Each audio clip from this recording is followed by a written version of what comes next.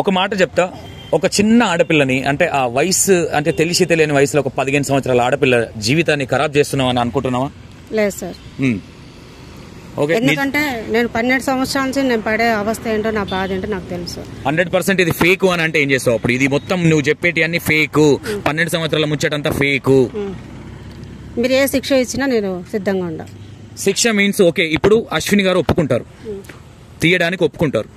ఒప్పుకున్న తర్వాత in case వెళ్ళకపోతే మిమ్మల్ని ఎట్లా ఏమైనా మీరు కాగితం రాసిస్తారా, లేదంటే పరువునావ కావచ్చు ఇంకేదన్నా డబ్బులు ఆయనకు రిటర్న్ ఇవ్వగలుగుతారు ఆయన పరువు తీసినందుకు? నేను రాపిస్తామండి. ఏమున్నాయి, మీరు ఇల్లు రెంట్ కట్టుకోవడానికి కూడా మీ తన డబ్బులు. ఇప్పుడు అశ్విని గారికి ఏమి ఇస్తారు మీరు? అక్కడ విగ్రహాలు ఉన్నాయా లేవా అనేది పురాతన శాఖ వాళ్ళు వస్తే కనుక అందులో పరీక్షిస్తే తెలుస్తుంది కదా, దాని ప్రకారంగా ఫాలో అవ్వండి. నేను ఫస్ట్ నేను గుంతలు తీస్తాను నేను చెప్పలేదు ఎక్కడ. పురాతన శాఖ వాళ్ళు రాండి, వాళ్ళు చెక్ చేయండి, చెక్ చేసినాకనే తీద్దామని చెప్పిన. ఓకే తల్లి, ఫస్ట్ మీకు డైరెక్టర్ ఎవరు, తర్వాత ఏం జరిగింది క్లారిటీగా చెప్పు. ఫస్ట్ నేను ఇంట్లోకి ఇన్వాల్వ్ చేసి ఆ పిల్లని ఇంట్లో ఇంకా ఆ చిన్న అమ్మాయిని ఇంట్లోకి ఇన్వాల్వ్ చేయమని చెప్పిన వాళ్ళు ఎవరు? వాస్తవాలు ఒప్పుకోను. నాకు ఎవరు ఇన్వాల్వ్ చేయమని నాకు చెప్పలేదండి. పాపకు గత జన్మ నుంచి ఇట్లా గుర్తుకు వస్తుంది కాబట్టి చిన్నప్పటి నుంచి అడవి ఎక్కడ అమ్మాయి ఈ సొల్లు సోదంతా ఇని ఇని అందరికి బోర్ కొడుతుంది తల్లి. ఇప్పుడు వాస్తవాలు ఇప్పుడు చెప్పు. ఇక పోనీ మీరు తప్పు నిజంగానే చిన్న మిస్టేక్ ఏదైనా జరిగిందని ఒప్పుకుంటే మాత్రం వేరే ఉంటది. లేదు ఒప్పుకోము, లేదు మా అమ్మాయికి ఇట్లుంది, లేదంటే అది ఆకిరెడ్డి గారు ఇది అనే మాటలు మాత్రం ఇది ఫేక్. ఇందులో కొంతమందిని బలి పశువులు చేస్తుంది మీరు. అమ్మాయిని నేను ఏమనట్లేదు, ఏమి తెలియని ఒక ఆడపిల్లను రేపు పొద్దున మేము ఈ వీడియోలు ఇది ఫేక్ అని పెడితే కొంతమంది ఏమనుకుంటారు అంటే ఎందుకురా వాళ్ళ ఉసురు పోసుకుంటారు. ఉసురు పోసుకోవట్లేదు, మేము వాస్తవాలు చూపిస్తున్నాం. ఎందుకంటే నాకు బాధ అనిపిస్తుంది ఆ అమ్మాయి గురించి ఏదైనా బ్యాడ్ గా చెప్పాలంటే కూడా. ఎందుకంటే నువ్వు చేసిన తప్పుకి ఆ అమ్మాయి బలి అవుతుందని నేను అంటున్నా. నేనేం తప్పు చేశాను సార్?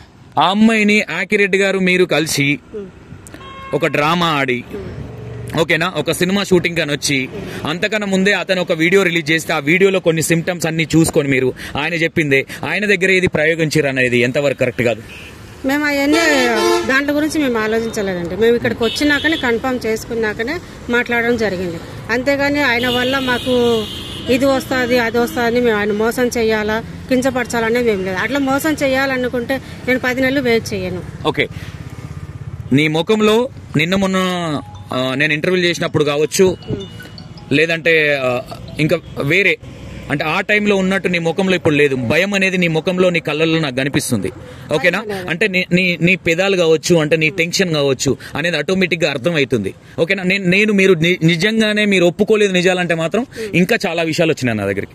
ఇవి లిటరల్ గా విత్ ఎవిడెన్స్ తో నేను బయట పెట్టిన తర్వాత మేము అది చేస్తాం ఇది చేస్తాం అంటే నేను అసలు భయపడను. నేను ఒకటే చెప్తున్నా, 100% వీళ్ళు తప్పు ఒప్పుకుంటే నేను వీళ్ళకి సహకరిస్తా. తప్పు ఒప్పుకోము మేము చేసేది మంచి పని అని ఇంకా బురుడి చేస్తే మాత్రం ఇది చాలా సీరియస్ గా పెద్దగా వెళ్తుంది. ఓకేనా, దీనికి మీరు ఏం చెప్తారు మరి? నేనేం భయపడలేదండి, నేను మామూలుగానే ఉండను. ఎందుకు మీ ముఖంలో భయం కనిపిస్తుంది? నా ముఖంలో భయం ఏం లేదే, భయం ఏం లేదు. నేనేం భయపడట్లేదు. ముఖం కనిపిస్తుంది కదా. నా ముఖం నేను పడుకొని లేసి వచ్చినానండి. ఇప్పుడు 2 రోజుల నుంచి నిద్ర లేదు, పడుకో అన్నా. మీరు ఫోన్ చేయగానే లేసి వచ్చిన ముఖం కడుక్కొని. ఆకిరెడ్డి గారికి మీకున్న సంబంధం ఏంటిది?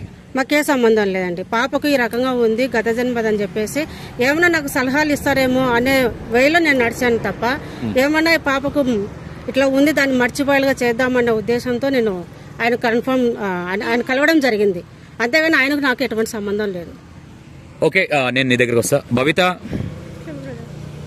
నేను ఒకటే చెప్తున్నా తల్లి, నువ్వు నా చెల్లె లాంటి దానివి. నిన్ను బ్లేమ్ చేస్తే నాకు వచ్చేది ఏం లేదు తల్లి. నేను నా వర్క్ నేను కరెక్ట్ గా చూడాలని నేను ఒకటే చెప్తున్నా. నీకు ఇదే పని అని కొంతమంది అనుకోవచ్చు, ఇదే పని కాదు, ఇది దేవునికి సంబంధించింది, ఒక సనాతన ధర్మానికి సంబంధించింది. వీళ్ళ గురించి ఒక్కొక్క నిజము నేను ఇంకా అన్ని అడగలేకపోతున్నా. వాళ్ళు నన్ను అర్థం చేసుకోవట్లేదు కాబట్టి నేను ఇది కూడా తీయొద్దు అనుకున్నా. కానీ చాలా భయంకరమైన నిజాలు. అశ్విని గారు కూడా చెప్పారు, ఒక చిన్న పిల్లని బలి పశువు చేస్తుంది వాళ్ళ మమ్మీ. ఆ అమ్మాయిది ఇక్కడ తప్పేం లేదు, ఆ అమ్మాయిని ఇన్వాల్వ్ చేసి బలి చేస్తుంది అని చెప్పడం జరిగింది. రేపు పొద్దున మీరు 100% ఫేక్ అని బయటకు వస్తే మీ అమ్మ మీరు ఏడబెట్టుకుంటారు ముఖం అని అడుగుతున్నా. కాదన్నా, అది ఫేక్ అని తెలిసాక నాకు భయపడాలి. అది రియల్ అని నాకు 100% నిజం ఉంది కాబట్టి నాకు దాని గురించి టెన్షన్ లేదు. ఆల్రెడీ మీరు గుంత 20 ఫీట్ల ఒకటి 14 ఫీట్ల ఒకటి గుంత తోడిపించిన విషయం వాస్తవం కాదా? కాదు, ఇదైతే నిజం కాదు. మీరు ఒక 3 బిందెల నీళ్ళు తీసుకెళ్లి అక్కడ ఒక దాంట్లో పసుపు వేసి ఫస్ట్ ఆ గోడ మూలకి పొక్క తోడిపించి మళ్ళీ అక్కడ నుంచి పక్కకు జరిగిందని మళ్ళీ పక్కకు తీసుకొచ్చి 24 ఫీట్లు లోపలికి తోడింది వాస్తవా కాదా? కాదన్నా, నీళ్ళు పోసింది మాత్రం నిజం, కానీ తవ్వే మాత్రం ఏం జరగలేదు అక్కడ. నేను నీళ్ళు పోసింది నిజము. ఆ రోజు నైట్ నేను వెళ్ళిపోయాను. తర్వాత వచ్చేసి ఆడ తవ్వడం అయితే ఏం చేయలేదు. ఓకే, తవ్వినట్టుగా విత్ ఎవిడెన్స్ బయట పెడితే ఏం చేస్తావు అప్పుడు? ముఖం ఎడబెట్టుకుంటావు? తెలియదు, నేను తవ్వడం అయితే నేను చూడలేదు. నేను వచ్చేసాను నైట్, కావాలంటే మీరు చూసుకోవచ్చు. నేనున్నప్పుడు అయితే ఏ తవ్వకాలైతే చేయలేదు. ఒకటి చెప్తున్నా తల్లి, నేను ఇప్పటిదాకా మీ దాంట్లో ఎక్కడ నువ్వు ఫేక్ అని నేను ఎక్కడ చెప్పలా. చెప్పినా ఎక్కడన్నా? చెప్పలేదు. భవిత ఫేక్ అని నేను ఎక్కడ చెప్పలా. నేను ఇప్పటికీ స్టిల్ నా చెల్లి అనుకునే చెప్తున్నా. బట్ నేను ఒక మీడియా జాబ్ చేసిన, నీ లైఫ్ ఖరాబ్ కావద్దని ఎవరైతే సాధు గారు ఉన్నారో ఆయన కూడా నాతో 3 సార్లు చెప్పడం జరిగింది. ఒక ఆడపిల్ల బలైతుంది, ఆమెను సేవ్ చేయాలని చెప్పారు. ఓకేనా? ఇప్పటికీ మీ మమ్మీ మాటలు నువ్వు బలి అవుతున్నావు అని నేను అంటున్నా. ఏమంటావు? లేదు, నేను బలి అవ్వట్లేదు. అక్కడైతే కనుక నేనున్నప్పుడైతే ఏ తవ్వకాలు జరగలేదు. ఇదైతే నేను పక్కా చెప్పగలను. డైరెక్ట్ గా ఎవిడెన్స్ చూపిస్తే ఏం చేస్తావు? నేను ఎవరైనా చూపించండి, నేను ఉన్నప్పుడు తవ్వని కూడా తవ్వలేదు. ఓకే, మీ అమ్మ ఒక బురిడి నాటకం ఆడింది. ఆయన ఒక 6 కోట్లకో 7 కోట్లకో ఒక ఏదైతే కోట ఉందో కోట లీజుకు తీసుకొని కోటలో పొక్కలు తోడిపిస్తుండని నాకు ఒక విషయం చెప్పింది. ఓకేనా? ఆ విషయము ఇక్కడే జరిగింది. ఏదైతే నువ్వు తోడిచ్చినావో, ఏదైతే అక్కడ చెట్టు ఇక్కడ చెట్టు ఉందో ఆ పక్కన తోడిచ్చినావు, అవతల పక్క కూడా తోడిచ్చినావు. ఒకటి నన్ను అక్కడ మీరు తోడినట్టుగా, అందులో మీరంటే నువ్వు లేవు, యాకిరెడ్డి గారికి ఇట్లా ఉన్నట్టుగా ప్రూఫ్ అయితే ఏంటి?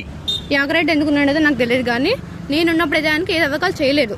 వాళ్ళు ముందేమని చేసుకున్నారేమో నాకు తెలియదు, కానీ నేనున్నప్పుడు మాత్రం ఏ తవ్వకాలు జరగలేదు. స్టార్టింగ్ నుంచి పరిచయమే మీదికి. సినిమా మీరు ఏదైతే సినిమా అనుకున్నారో ఆ సినిమా స్టోరీ పెట్టిరు. సినిమా స్టోరీ ఏం కాదు. ఓకే, సినిమా స్టోరీ అయితే కాదు. నేను ఉన్నంత సేపు కూడా అక్కడేం తవ్వకాలు జరగలేదు. మళ్ళీ ఏమన్నా ముందేమన్నా చేస్తున్నారేమో నాకు క్లారిటీ అయితే లేదు. నేను ఉన్నంత సేపు అయితే ఏ తవ్వకాలు చేయలేదు. ఓకే, ఇది మాత్రం నేను పక్కా చెప్పగలను. ఓకే, ఎందుకంటే ఆ రోజు నేను నైట్ వెళ్ళిపోయాను. ఆడ నీళ్ళు పోసానని చెప్పాను కదా, నేను ఆల్రెడీ మీతో ముందు చెప్పడం జరిగింది. ఇది కూడా ఓకే చెప్పిన తర్వాత ఆ రోజు నైట్ నేను వెళ్ళిపోయాను. ఓకే, యాకిరెడ్డి గారు, మీరు, మీ మమ్మీ తర్వాత మాట్లాడదామని అశ్విన్ గారు అన్నారు. తర్వాత మాట్లాడదామని నేను అడిగిందని చెప్పు. ఓకే, యాకిరెడ్డి గారి సంగతి నేను చెప్తా. ఓకేనా? మీరు, మీ మమ్మీ, యాకిరెడ్డి గారు అశ్విని గారి ఆఫీస్ లో పండుకున్న విషయం వాస్తవా కాదా? ఆఫీస్ కాదండి, అది రియల్ ఎస్టేట్ ఆఫీస్. అది కానీ ఇల్లు అని చెప్పేది. ఆ రోజు నైట్ పడుకోవడం అంటే కనుక అది నేను ఆల్రెడీ చెప్పాను. ముందు రోజు మార్నింగ్ మేము వెళ్ళాం, టిఫిన్ చేసుకుని వెళ్ళిన తర్వాత ఆ రోజు నైట్ అక్కడ స్టే చేసి మార్నింగ్ అక్కడ పూజ చేసుకున్న తర్వాత దర్శనం చేసుకున్న తర్వాత నేను నైట్ మళ్ళీ రిటర్న్ అయిపోయా. అంటే ఈవినింగ్ కల్లా నేను రిటర్న్ అయిపోయా. ఓకే, నువ్వు బయట పడుకొని మీ యాకిరెడ్డి గారు కావచ్చు, మీ మమ్మీ కావచ్చు, లోపల రూమ్ లో పడుకున్న విషయం వాస్తవా కాదా? కాదు. ఓకే, నేను అమ్మ కలిసే ఉన్నాం. ఓకే, ఆ రోజు మీకు తినడానికి బిర్యానీ తెప్పించిన విషయం వాస్తవా కాదా? కాదు, అది మీల్స్ అనేది యాకిరెడ్డి డబ్బులు ఇచ్చి తెప్పించాడు. అది కూడా నేను చెప్తున్నాను. యాకిరెడ్డి గారు డబ్బులు ఇచ్చారా? అశ్విని గారు ఇచ్చారా? అయితే కనుక ఫుడ్ కు మాత్రం బయట ఉన్నప్పుడు నేను డబ్బులు ఇచ్చాడు. అదైతే నేను చూసాను. ముందైతే కనుక ఫుడ్ అయితే మాత్రం తెప్పించింది వాళ్ళు. అశ్విన్ గారు తీసుకొని వచ్చారు, అది చెప్తున్నాను. మీల్స్ తెచ్చాడు. ఓకే, నాన్ వెజ్ తిన్నాం. మీ అమ్మ కొన్న దందాలు చేస్తుంది. ఇవే దందాలు, కింద భూమిలో ఇవి ఉన్నాయి అవి ఉన్నాయని విత్ ఆడియోస్ ఉన్నాయి. బయట పెట్టాను అనుకోండి వేరే అవుతుంది. నా దగ్గర నేను ఒకటే చెప్తున్నా, నేను ఇప్పటికి కూడా ఒక చెల్లెగా నిన్ను రెస్పెక్ట్ చేస్తా, ఒక అమ్మగా మీ అమ్మకి రెస్పెక్ట్ చేస్తా. కానీ కంటెంట్ విషయానికి కావచ్చు, దేవుని విషయానికి కావచ్చు, తమాషాలు ఆడితే మాత్రం నేను వదిలే ప్రసక్తే లేదు.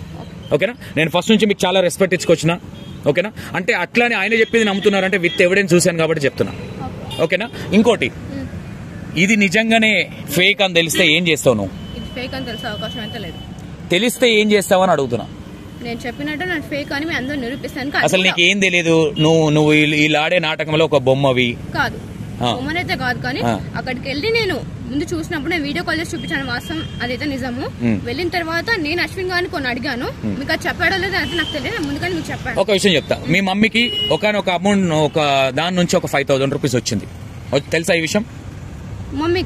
మమ్మీ అకౌంట్లకి టికెట్లు బుక్ చేయడానికి యాకిరెడ్డి పంపించారు, అది మాత్రం నాకు తెలుసు. ఎంత టికెట్లు వైజాగ్ రావడానికి, విజయనగరం రావడానికి ఎంత అవుతుంది? మా అంటే 2,000 2,500 అవుతుంది ఇద్దరికి. ఎంతమంది వచ్చారు మీరు ఆ రోజు? ముగ్గురు వచ్చారు. సరే 3,000 వేసుకో, సరే 4,000 వేసుకో. 5,100 రావడం అనేది ఎంతవరకు కరెక్ట్? ఏమో నాకు తెలియదు, కానీ ఓకే.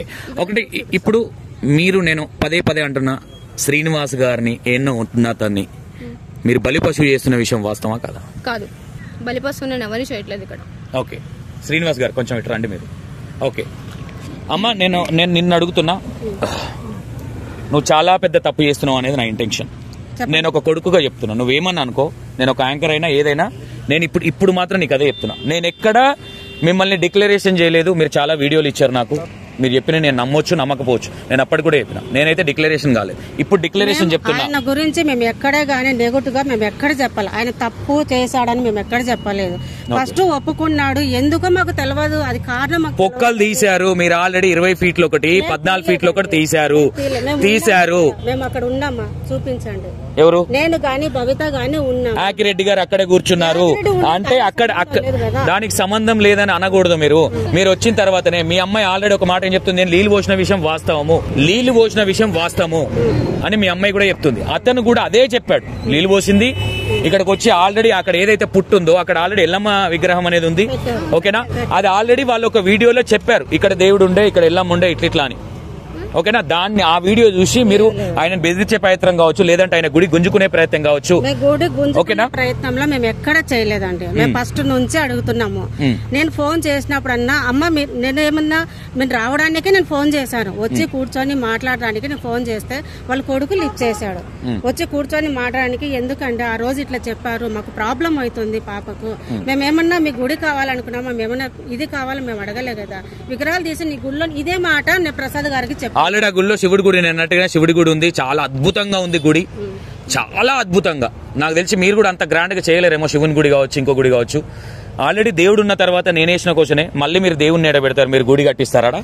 లేదండి, వాళ్ళ గుళ్ళోనే ప్రతిష్ఠించుకోమన్నా. ఆల్రెడీ ఉన్న దేవుడిని ఎక్కడ పంపించమంటారు? ఇప్పుడు ఈయన ఒకడే శివుడు కదా, అక్కడనే కట్టించుకోమనండి. అరే ఒక గుడిలో ఒకడే శివుడు ఉంటాడు, ఈయన సపరేట్ ఇంకో శివుడు కాదు కదా, ఆ శివుడే ఈ శివుడు, ఓకేనా? మీరు ఒకటే తల్లి. నేను ఒకటి చెప్తున్నా, ఒకటమ్మా, నువ్వు సినిమా స్టోరీలు నాకు చెప్పకు. 100% ఇది పెద్ద సినిమా స్టోరీ. ఇందులో బలి పశు శ్రీనివాస్ గారు, మీరు ఇంకోటి నిజామాబాద్ ఇంకొక దగ్గర గుడికి వెళ్ళారు, ఏదో గుడిలో ఏదో ఉన్నాయని వెళ్ళలేరా? ఒక ఏడుకో ఏదో పూజలు జరగాలి అక్కడ అని ఒక దగ్గరికి వెళ్ళారు మీరు. మేము ఏ గుడికి వెళ్ళలేదండి. మీరు ఆల్రెడీ మీరే ఇంటర్వ్యూలో చెప్పారు, మళ్ళీ ఇప్పుడు చెప్పండి. అర్నకొండ వెళ్ళారు కదా, అక్కడికి ఎందుకు వెళ్ళారు మీరు? అక్కడ ప్రాబ్లం ఉందని వెళ్ళాం. ఏం ప్రాబ్లం ఉన్నది? అక్కడ వేణుగోపాల స్వామి గుడిలో ఇది బలులు ఇస్తున్నారని చెప్పేసి ఆ ఊర్లో ఇంతమంది చనిపోతున్నారంటే దానికి కారణం తెలుసుకోవడానికి వెళ్ళాం, కానీ అక్కడ మేమేమైనా ఉన్నామా అది కూడా మీరు చూపించండి. మీరు అక్కడ ఎవరితో ఏం మాట్లాడారు? శ్రీనివాస్ గారిని ఎట్లా ఇన్వాల్వ్ చేశారు? మీరు పర్సంటేజ్ ఎంత తీసుకుంటున్నారు? వాళ్ళందరికీ ఒక పాలు, శ్రీనివాస్ గారికి ఒక పాలు, ఇవన్నీ మాట్లాడిన విషయం కాదా? మీరు మధ్యలో మాట్లాడిన విషయం వాస్తవం కాదా? ఆడియో బయట పెట్టమంటారా నన్ను? ఓకేనా? ఎక్కడ వాస్తవాలు మేము ఇది కావాలి అది కావాలి మేము ఎక్కడ అడగలేదు. అమ్మ మీరు కావాలని మళ్ళీ తప్పు చేస్తున్నారు. ప్రతి ఒక్క ఎవిడెన్స్ లేకుండా నేను ఈ క్వశ్చన్లు అయ్యాను. ఒకటే గుర్తుపెట్టుకోండి, శ్రీనివాస్ గారి వాయిస్ ఉందన్లా. శ్రీనివాస్ గారు ఇంత ముందు కూడా నిధులు తీశారని మీరు చెప్పారు, శ్రీనివాస్ గారు కూడా మాట్లాడారు. అదేమన్నా అక్కడ జరిపారని శ్రీనివాస్ గారు అన్నారు. ఎక్కడ జరిపారని? ఏదైతే మీరు మాట్లాడినది ఏదైతే ఉందో, డబ్బులు మాకున్నాయి, ఇదివరకు కూడా కొంతమంది వచ్చారు, మిమ్మల్ని అతను అడిగారు, ఏమని ఇంత ముందు ఏమన్నా తీశారని అడిగారు. ఆయన లేదు తీశారు. ఎవరు అడిగారో నేను బయట పెడతా. మీరు ఒప్పుకోవట్లేదు కాబట్టి 100% నేను బయట పెడతా. మీరు అందరి దగ్గర చేసినా నా దగ్గర చేయొద్దు. నేను మీకు రెస్పెక్ట్ చేస్తున్నా, ఆ రెస్పెక్ట్ మీరే బోడగొట్టుకుంటున్నారని నేను అనుకుంటున్నా. ఒకటే గుర్తుపెట్టుకోండి, మీరు రేపొద్దున చాలా పెద్ద ప్రాబ్లమ్స్ ఫేస్ చేయబోతున్నారు.